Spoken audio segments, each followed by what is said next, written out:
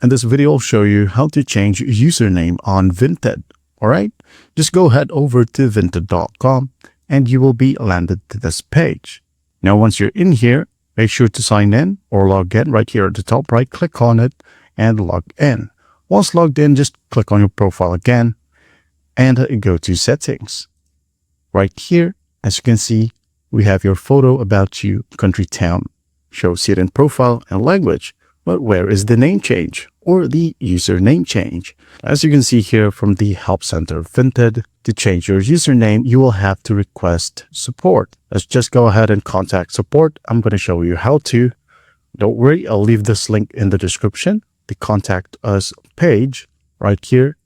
I'm just going to copy it and paste it in the description. All right. In here, just go ahead and take a screenshot of your current username, which is right here. And let them know, hi, I want to change my username to, enter the new username from existing username. And as you can see here, in addition to that message, remember to include in your message 3 variants of your new username ranked in order of preference. Note, if your current username doesn't display any personal information, but you have a valid reason to request a change, please provide an explanation. And as you can see here, here are some tips that you can follow from Vinted's community standards. Now, once you're done with everything right here, just go ahead and click on Send Issue for review.